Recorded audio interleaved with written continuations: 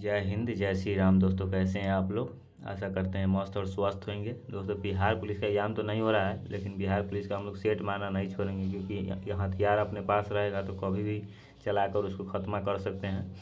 तो बिहार पुलिस का यहाँ पर कांस्टेबल सेवा परीक्षा 14/3/2021 के द्वितीय पाली में जो पूछा गया क्वेश्चन है, प्रीवियस ईयर क्वेश्चन है, उसका हम लोग यहाँ पर कवर अप करने वाले हैं। 14/3/2021 में द्वितीय पाली में पूछा गया क्वेश्चन है और प्रीवियस ईयर क्वेश्चन से एग्जाम में आता ही आता है, टकराता है क्वेश्चन। टकराने की संभावना एक तरह से समझ लीजिए बहुत ज़्यादा हो जाता है प्रीवियस ईयर में। तो वही प्रीवियस ईयर क्वेश्चन हम लोग देख रहे हैं। पहला क्वेश्चन यहाँ पर आ गया आपके सामने। आप इसका आंसर बता दीजिए, आपको समय देंगे बताने के लिए आंसर।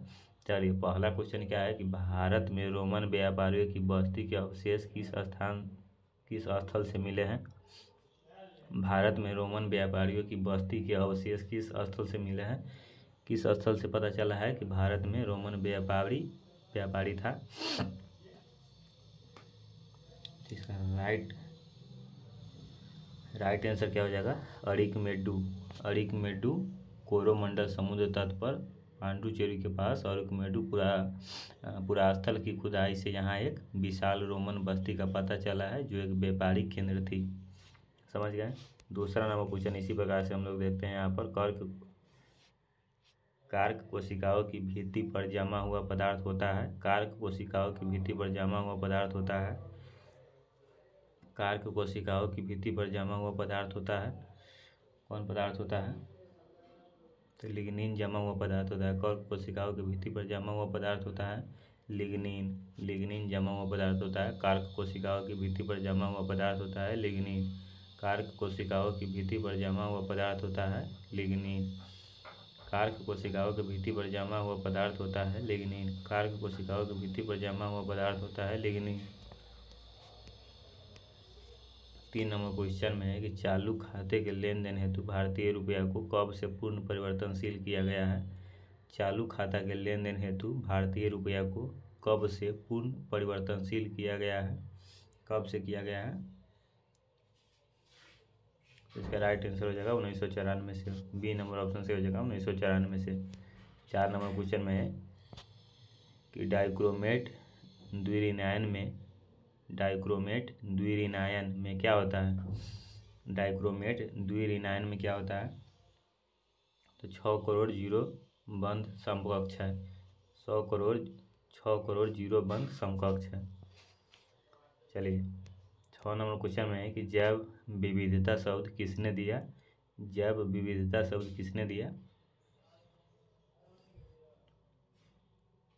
जैव जो विविधता शब्द है वो किसने दिया? इसका राइट आंसर बता दीजिए आप लोग जल्दी से। राइट आंसर हो जाएगा वाल्टर रोजन।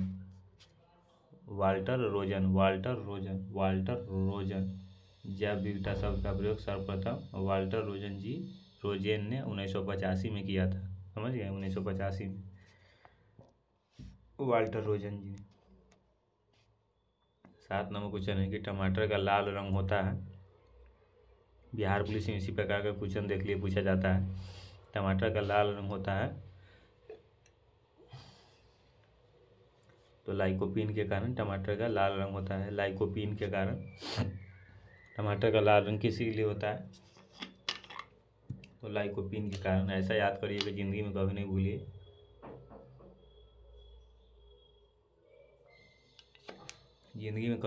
इस प्रकार से याद कर लीजिए दोस्तों कि टमाटर का लाल रंग होता है तो लाइकोपीन के कारण टमाटर का लाल रंग होता है। ठीक है, इंग्लिश है तो इंग्लिश को छोड़ जीके जीएस को हम लोग ज़्यादा कवर अप करेंगे। 9 नंबर क्वेश्चन है कि अरुण कमल की कविता से संबंधित पहली पुस्तक है। अरुण कमल की कविता से संबंधित पहली पुस्तक है। अरुण कमल जो है इसकी कविता से संबंधित पहली पुस्तक कौन है? तो इसका राइट आंसर हो जाएगा अपनी केवल धार। 10 नंबर क्वेश्चन है कि निम्नलिखित में से कौन सा राज्य गंगा बेसिन का भाग नहीं है? निम्नलिखित में से कौन सा जो राज्य है वो गंगा बेसिन का भाग नहीं है? कौन सा जो राज्य है वो गंगा बेसिन का भाग नहीं है? इसमें गंगा बेसिन का भाग न है तो हमको लगता है इसका राइट आंसर हो जाएगा पंजाब गंगा बेसिन का भाग नहीं है। पंजाब क्या है? गंगा बेसिन का भाग नहीं, क्योंकि पंजाब बहुत दूर हो गया है गंगा बेसिन के भाग से। ठीक है। चलिए 11 नंबर क्वेश्चन में 11 नंबर क्वेश्चन है कि हीरा और ग्रेफाइट है, तो हीरा और ग्रेफाइट क्या है, तो दोनों क्या है, हीरा और ग्रेफाइट दोनों क्या है, तो कार्बन के अपरूप है। हीरा और ग्रेफाइट दोनों कार्बन के अपरूप है। हीरा और ग्रेफाइट क्या है, बहुत ही अच्छा क्वेश्चन है, हल्का क्वेश्चन है, बहुत बार एग्जाम में देखा गया है कि हीरा और ग्रेफाइट क्या है, दोनों कार्बन के अपरूप है। हीरा और ग्रेफाइट दोनों कार्बन के अपरूप है। 12 नंबर क्वेश्चन है कि पंचायती राज विषय है। पंचायती राज विषय है कि किसका विषय है, पंचायती राज। पंचायती राज विषय है तो पंचायती राज राज्य सूची का विषय है। पंचायती राज राज्य सूची का विषय है। पंचायती राज जो विषय है राज्य सूची का विषय है। पंचायती राज जो विषय है राज्य सूची का विषय है। 13 नंबर क्वेश्चन में है कि शरीर में पानी की कमी से होने वाली स्थिति का वर्णन है। शरीर में जो पानी की कमी से होने वाली स्थिति है उसको क्या कहा जाता है, तो उसको क्या कहा जाता है, तो उसको निर्जलीकरण कहा जाता है। नहीं कहते हैं कि कोई पर्व त्यौहार में कि निर्जला उपवास किए हुए हैं, नहीं कहते हैं दोस्तों कोई पर्व त्यौहार में कि निर्जला उपवास मेरा है। निर्जला मतलब कोई पानी उनी की कमी है पूरा शरीर में, कोई थोड़ा भी पानी उनी नहीं है, कोई खाना पानी न फलाहार कुछ नहीं है, निर्जला उपवास है। तो शरीर में पानी की कमी से होने वाली स्थिति का वर्णन है निर्जलीकरण। 14 नंबर क्वेश्चन है कि India state of forest cover report 2019 के अनुसार भारत के किस राज्य में संरक्षित वन श्रेणी के अंतर्गत वास्तविक क्षेत्र सर्वाधिक है।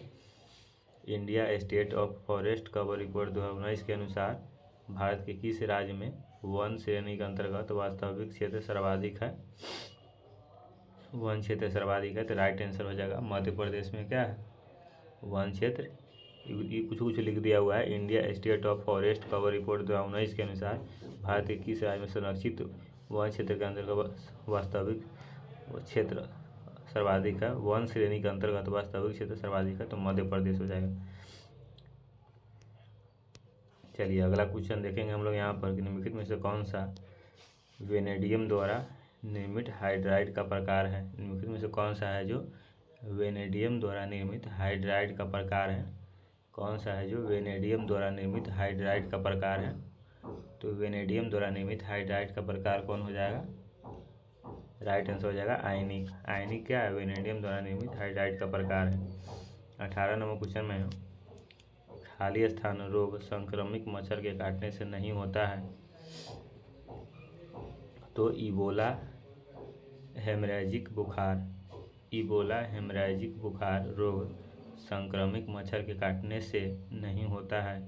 इबोला हेमरेजिक बुखार जो है रोग संक्रमित मच्छर के काटने से नहीं होता है, समझे। मच्छर के काटने से बुखार नहीं होता है। इबोला हेमरेजिक बुखार मच्छर के काटने से नहीं होता है। मलेरिया मच्छर के काटने से हो जाता है। डेंगू मच्छर के काटने से हो जाता है। चिकनगुनिया मच्छर के काटने से हो जाता है। 19 नंबर क्वेश्चन में ये फिजिक्स का है तो छोड़ दीजिए, हटाइए इसको। चलिए 20 नंबर क्वेश्चन हम लोग देखते हैं यहाँ पर, मैथ का हटाइए। चलिए 21 नंबर क्वेश्चन देखते हैं यहाँ पर, केमिस्ट्री का क्वेश्चन है कि निम्नलिखित में से कौन सी धातु अम्लों के साथ अभिक्रिया करने पर H2 नहीं देती है। कौन सी धातु अम्लों के साथ अभिक्रिया करने पर H2 नहीं देती है, तो Cu। कौन सी जो धातु अम्लों के साथ अभिक्रिया करने पर H2 नहीं देती है, तो जो कॉपर है Cu कॉपर है जो H2 के साथ अभिक्रिया करने पर मतलब अम्लों के साथ अभिक्रिया पर H2 नहीं देती है, बल्कि ये सब देती होगी। इसका मतलब ये भी मतलब लोहा एमजी मैग्नीशियम Zn मतलब जिंक। चलिए 22 नंबर क्वेश्चन में निम्न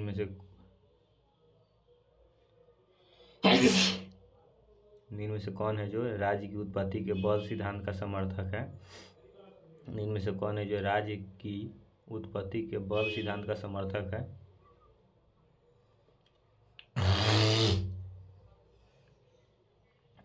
निम्न में से कौन है जो राज्य की उत्पत्ति के बल सिद्धांत का समर्थक है, इसका राइट आंसर हो जाएगा स्पिनोजा।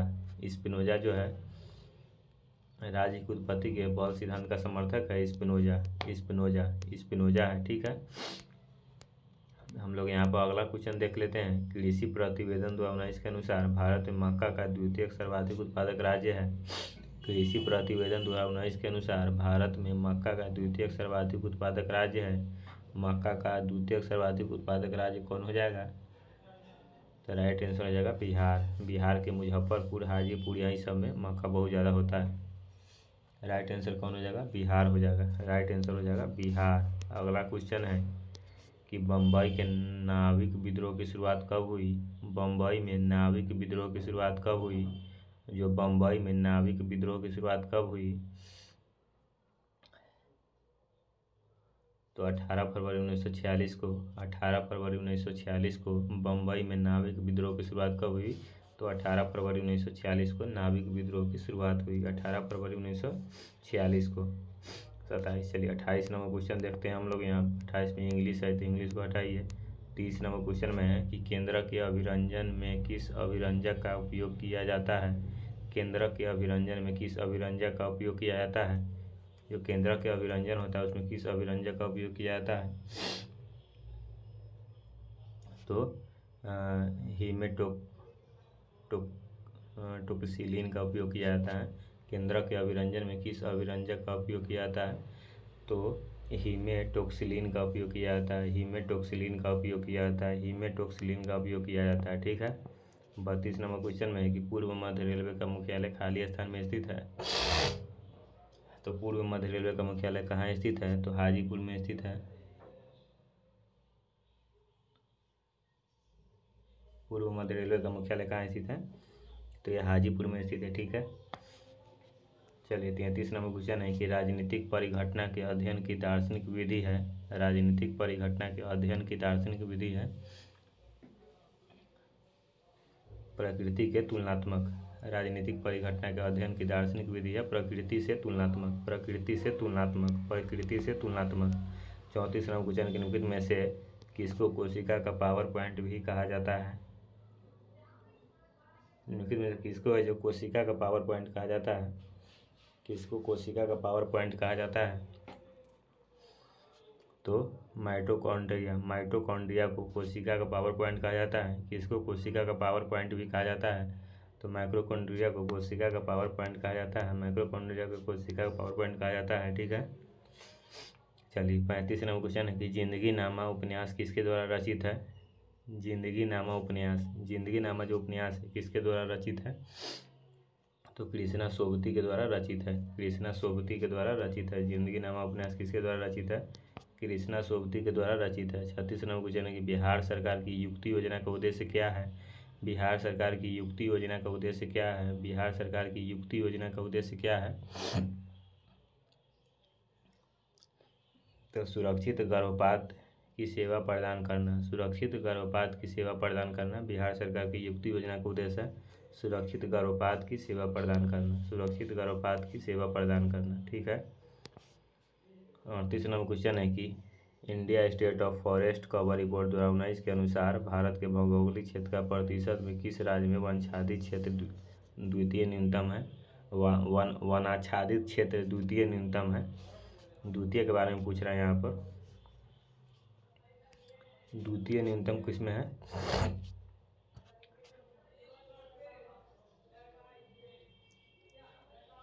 हरियाणा राइट आंसर हो जाएगा। हरियाणा द्वितीय न्यूनतम।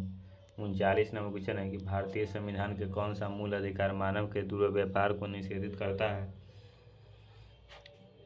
भारतीय संविधान के कौन सा जो मूल अधिकार है मानव की दुर्व्यवहार को निषिद्ध करता है? तो शोषण के विरुद्ध अधिकार। शोषण के विरुद्ध अधिकार। भारतीय संविधान कौन सा मूल अधिकार जो मानव की दुर्व्यवहार को निषिद्ध करता है? तो शोषण के विरुद्ध अधिकार। 40 नंबर क्वेश्चन में है कि 40 सेंटीमीटर फोकस दूरी के उत्तल दर्पण से एक वस्तु कितनी दूरी पर रखी जाए कि प्रतिबिंब का आकार वस्तु के आकार का आधा प्राप्त हो? 40 सेंटीमीटर फोकस दूरी के उत्तल दर्पण से एक वस्तु कितनी दूरी पर रखी जाएगी प्रतिबिंब का आकार वस्तु के आकार का आधा प्राप्त हो? तो 40 मीटर है तो कितना दूरी पर रखिएगा? 20 मीटर रख दीजिए, अपने आधा हो जाएगा क्या? 41 नंबर क्वेश्चन में कि सूचकांक के बारे में कौन सा सही नहीं है? सूचकांक के बारे में कौन सा सही नहीं है? सूचकांक के बारे में कौन सा सही नहीं है? तो सूचकांक सापेक्षिक परिवर्तनों को मापता है, यह सही नहीं है। सूचकांक के बारे में कौन सा सही नहीं है? तो सूचकांक सापेक्षिक परिवर्तनों को मापता है, यही सही नहीं है। ठीक है। चलिए 42 नंबर क्वेश्चन है कि मीराबाई किस काल की कवित्री है। बहुत ही सवाल पूछा जाता है, मीराबाई किस काल की कवित्री है। तो इसका राइट आंसर हो जाएगा भक्ति काल। भक्ति काल राइट आंसर हो जाएगा भक्ति काल। ये हमको याद था। मीराबाई किस काल की कवित्री है, तो भक्ति काल की कवित्री है। मीराबाई किस काल की कवित्री है, तो भक्ति काल की कवित्री है। ठीक है। 43 नंबर क्वेश्चन है कि निम्न पदार्थों में से कौन सा पदार्थ खाने की वस्तुओं का परीक्षण में प्रयोग होता है। कौन सा जो पदार्थ है जिसमें खाने की वस्तुओं का परीक्षण में प्रयोग होता है। सोडियम बेंजोएट, सोडियम बेंजोएट का प्रयोग होता है। सोडियम बेंजोएट का प्रयोग होता है। ठीक है। 44 नंबर क्वेश्चन है कि कौन सा वेद धार्मिक अनुष्ठानों की पद्धतियों का उल्लेख करता है। कौन सा जो वेद है वो धार्मिक अनुष्ठानों की पद्धतियों का उल्लेख करता है।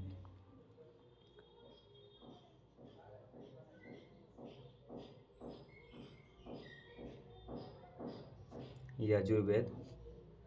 यजुर्वेद धार्मिक अनुष्ठानों की पद्धतियों का उल्लेख करता है। धार्मिक अनुष्ठानों के पद्धतियों का उल्लेख करता है। 45 नंबर क्वेश्चन में है कि उच्च न्यायालय के न्यायाधीशों को उनका कार्यकाल समाप्त होने से पहले की अक्षमता अथवा सिद्ध कदाचार के आधार पर उनके कार्यकाल से किसके द्वारा हटाया जा सकता है। तो संसद के दोनों सदनों की सिफारिश पर राष्ट्रपति द्वारा। संसद के दोनों सदनों की सिफारिश पर राष्ट्रपति द्वारा। ठीक है। 46 नंबर क्वेश्चन है निम्न में से कौन सी धातु है जो रोशनी के बल्बों में फिलामेंट के रूप में प्रयोग होती है।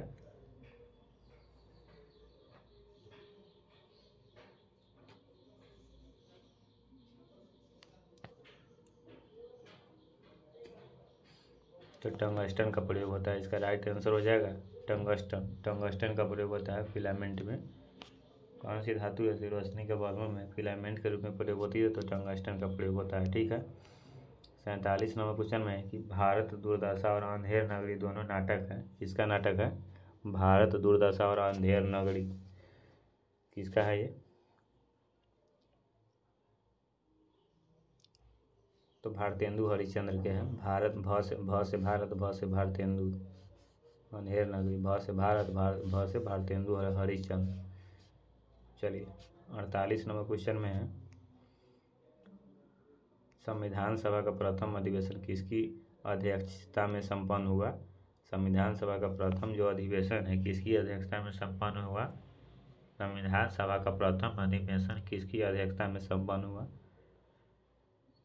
किसकी अध्यक्षता में संपन्न हुआ, तो इसका राइट आंसर हो जाएगा नहीं ये नहीं, हाँ सही यही हो जाएगा सच्चिदानंद सिन्हा राइट आंसर हो जाएगा। सच्चिदानंद सिन्हा राइट। इंग्लिश छोड़िए। चलिए 3 ही तो रुपए दे दो तो कंबल कहाँ से आवेगा, यह कथन किसका है। 3 ही तो रुपए दे दोगे तो कंबल कहाँ से आवेगा, यह किसका कथन है। यह है मुन्नी का कथन है। मुन्नी बाई। 51 नंबर क्वेश्चन है कि राष्ट्रीय राजमार्गों की भारत में राज्यवार लंबाई की दृष्टि से वह राज्य जहां राष्ट्रीय राजमार्गों की लंबाई सर्वाधिक है वह है।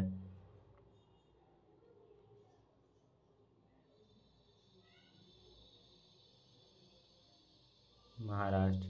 राष्ट्रीय राजमार्गों की भारत में राज्यवार लंबाई की दृष्टि से वह राज्य जहां राष्ट्रीय राजमार्गों की लंबाई सर्वाधिक है वह है महाराष्ट्र। राष्ट्रीय राजमार्गों की भारत में राज्यवार लंबाई की दृष्टि से वह राज्य जहां राष्ट्रीय राजमार्गों की लंबाई सर्वाधिक है कौन है, महाराष्ट्र। मुंबई। 52 नंबर क्वेश्चन है कि 19-20 में भारत में सेवा क्षेत्र की समृद्धि दर का आकलन है। 19-20 में भारत में सेवा क्षेत्र की समृद्धि दर का आकलन है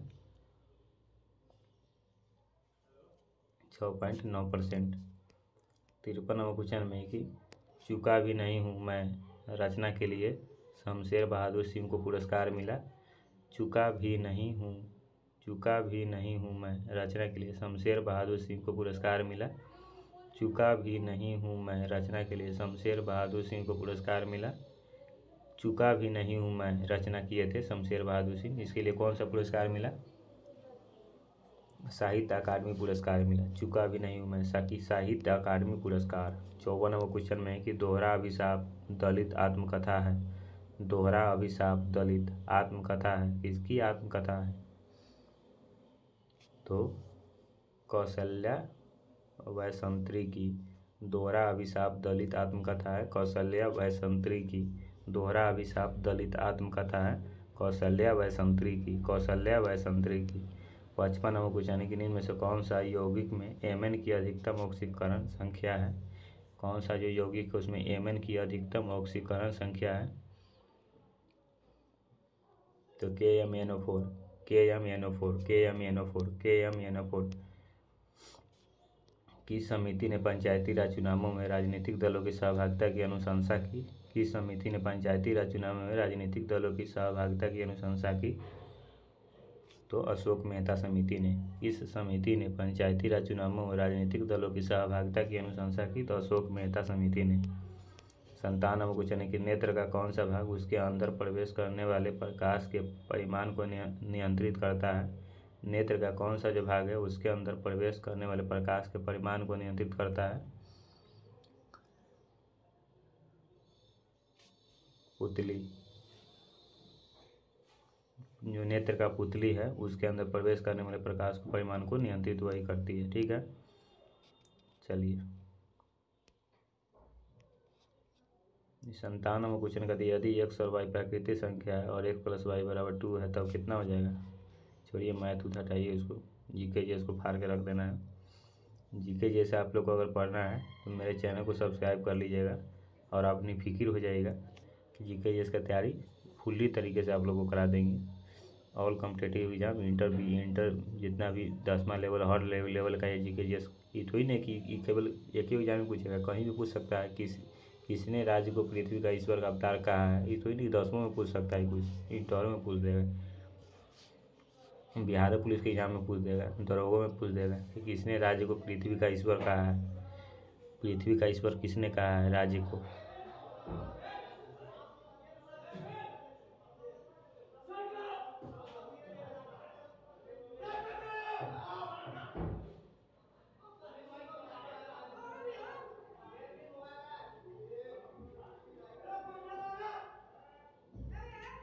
राइट आंसर हो जाएगा हीगल।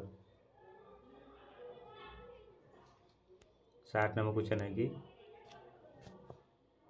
न्यूमिस्टेटिक्स क्या है? न्यूमिस्मेटिक्स क्या है? न्यूमिस्टेमिक्स क्या है? न्यूमिस्मेटिक्स क्या है? देखिए कोई हल्ला कर रहा, लगता है मार उड़ हो गया जब लग रहा है, तो सिक्कों का अध्ययन है। न्यूमिस्मेटिक्स क्या है? सिक्कों का अध्ययन। 61 नंबर क्वेश्चन है कि पार्शिक निम्न में से किसका मात्रक है? पार्शिक निम्न में से किसका मात्रक है? पार्शिक किसका मात्रक है? तो दूरी लंबाई का। पार्शिक निम्न में से किसका मात्रक है? दूरी लंबाई का मात्रक है पार्शिक। पार्शिक किसका मात्रक है? तो दूरी लंबाई का मात्रक है। पार्शिक किसका मात्रक है? तो दूरी लंबाई का मात्रक है पार्शिक। ठीक है,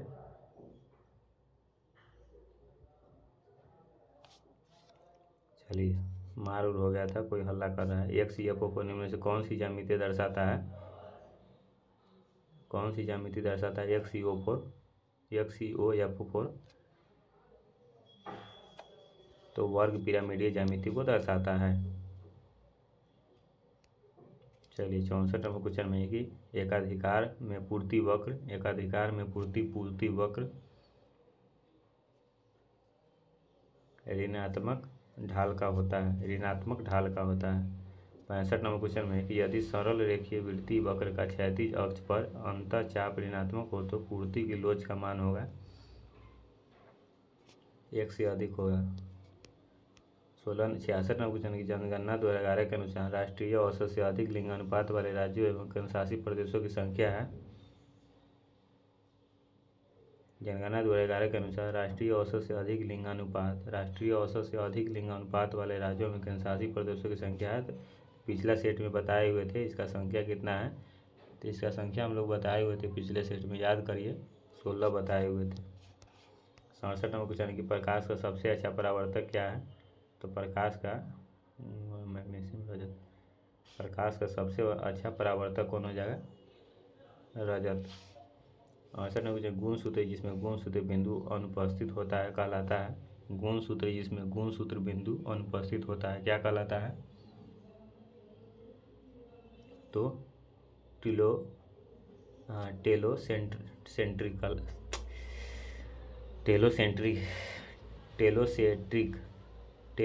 कहलाता है। गुणसूत्र जिसमें गुणसूत्र बिंदु अनुपस्थित होता है कहलाता है टेलोसेट्रिक कहलाता है। 69 नंबर क्वेश्चन में है कि भारतीय संविधान को केंद्रीकृत प्रवृत्तियों वाला संघ के रूप में किसने परिभाषित किया, भारतीय संविधान को केंद्रीकृत प्रवृत्तियों वाला संघ के रूप में किसने परिभाषित किया, आइवर जेनिंग्स। 70 नंबर क्वेश्चन है कि बिहार राज्य के 2020-21 बजट में जीएसडीपी के प्रतिशत के रूप में राजकोषीय घाटा क्या है, क्या है राजकोषीय घाटा, 2.97%।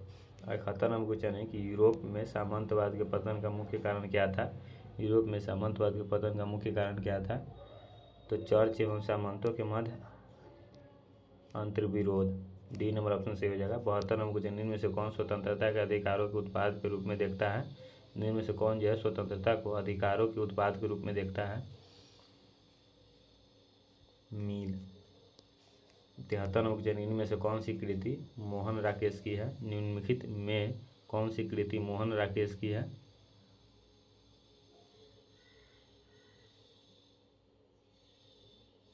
तो इनमें से सभी है जो मोहन राकेश की कृति है। ना आने वाला कल, अंधेरे बंद कमरे, अंडे के छिलके, ये सभी कृति किसकी है, मोहन राकेश की है। हिंदी से क्वेश्चन पूछ दिया था।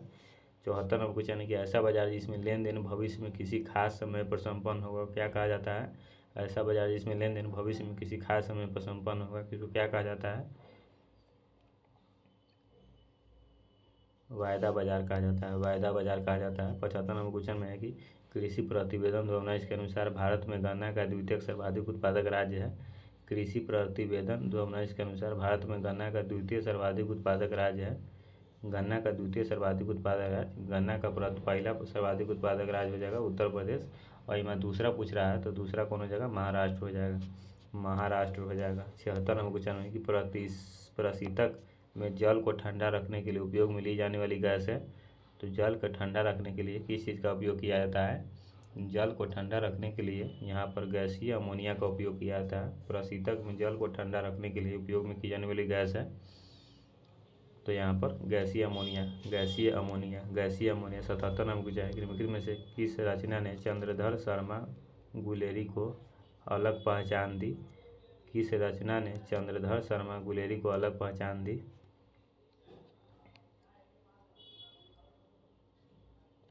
उसने कहा था। 78 नंबर क्वेश्चन प्रकाश वर्ष इकाई है दूरी की, प्रकाश वर्ष इकाई है दूरी की। 79 नंबर क्वेश्चन कि संयुक्त राष्ट्र यूएनओ का प्रारूप किस सम्मेलन में तैयार किया गया, संयुक्त राष्ट्र संघ यूएनओ का प्रारूप किस सम्मेलन में तैयार किया गया, संयुक्त राष्ट्र संघ यूएनओ का प्रारूप किस सम्मेलन में तैयार किया गया, तो सैन फ्रांसिस्को सम्मेलन। 80 नंबर क्वेश्चन में कि निम्नलिखित कोयला खानों में से कौन सी मध्य प्रदेश राज्य में स्थित है, निम्नलिखित कोयला खान में से कौन सी है जो मध्य प्रदेश राज्य में स्थित है, तो सिंगरौली। कोयला खान में से कौन सी मध्य प्रदेश राज्य में स्थित है, सिंगरौली है जो मध्य प्रदेश राज्य में स्थित है। ठीक है। 81 नंबर क्वेश्चन है कि पेरेस्ट्रोयका का क्या आशय था, पेरेस्ट्रोयका का क्या आशय था, पेरेस्ट्रोयका का क्या आशय था, पुनर्निर्माण। पेरेस्ट्रोयका का क्या आशय था, पुनर्निर्माण। पेरेस्ट्रोयका का क्या आशय था, पुनर्निर्माण। पेरेस्ट्रोयका का क्या आशय था, पुनर्निर्माण। 82 नंबर क्वेश्चन में है कि हड़प्पा के निवासी खाली स्थान के साथ व्यापारिक संबंध रखते थे। हड़प्पा के निवासी अच्छा हड़प्पा के निवासी किसके साथ व्यापारिक संबंध रखते थे?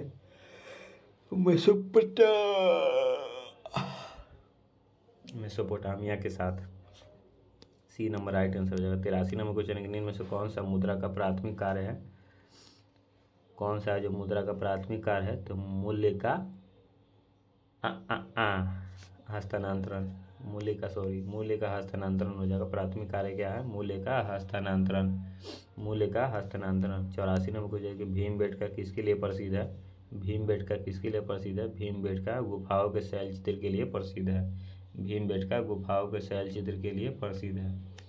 ठीक है। 85 नंबर को जाएंगे, खाली स्थान मोइनुद्दीन चिश्ती के मुख्य शिष्य थे। तो शेख मुजीबुर रहमान गजब नाम सब है। चलिए, निजामुद्दीन औलिया मोइनुद्दीन चिश्ती के मुख्य शिष्य थे। निजामुद्दीन औलिया मोइनुद्दीन चिश्ती के मुख्य शिष्य थे। निजामुद्दीन औलिया मोइनुद्दीन चिश्ती के मुख्य शिष्य थे। 86 नंबर क्वेश्चन में कि पनार्व स्तंभ का उदाहरण दे। पनार्व स्तंभ का उदाहरण दे। पनार्व स्तंभ का उदाहरण दे। तो नागफनी पनार्व स्तंभ का उदाहरण है। 87 नंबर में से कौन सी धातु वजन में सबसे हल्की होती है? तो वजन में सबसे हल्की धातु आपको यहाँ पर सीसा, पारा, लिथियम, चांदी कौन हो जाएगा? तो वजन में सबसे हल्की धातु होती है चांदी। चांदी तो बहुत भारी होता है। शीशो लगभग भारी होता है। पारा। 87 का कौन सा ऑप्शन सही हो जाएगा? लिथियम वजन में सबसे हल्की होती है। 88 नंबर क्वेश्चन है कि उपराष्ट्रपति के निर्वाचन मंडल में होते हैं। उपराष्ट्रपति के निर्वाचक मंडल में कौन होते हैं? उपराष्ट्रपति के निर्वाचक मंडल में कौन होते हैं? तो दोनों सदनों के निर्वाचित सदस्य होते हैं। दोनों सदनों के निर्वाचित सदस्य होते हैं। ठीक है। 89 नंबर क्वेश्चन में है कि मनुष्य के कंकाल तंत्र में कितनी अस्थियाँ होती है? तो मनुष्य के कंकाल तंत्र में कितनी अस्थियाँ होती है? तो राइट आंसर होगा 206 हड्डी होती है। 206। 90 नंबर क्वेश्चन है कि लाल किताब आंकड़े उपलब्ध करवाती है। लाल किताब आंकड़े उपलब्ध कराती है बहुलुप्त प्राय पादप एवं जंतुओं के। विलुप्त प्राय पादप एवं जंतुओं के। लाल किताब आंकड़े उपलब्ध करवाती है विलुप्त प्राय पादप एवं पेड़ एवं जंतु को। पादप मतलब पेड़ होगा। 91 नंबर क्वेश्चन की निम्न में से मीराबाई की भक्ति थी श्रृंगार भाव। राइट आंसर हो जाएगा।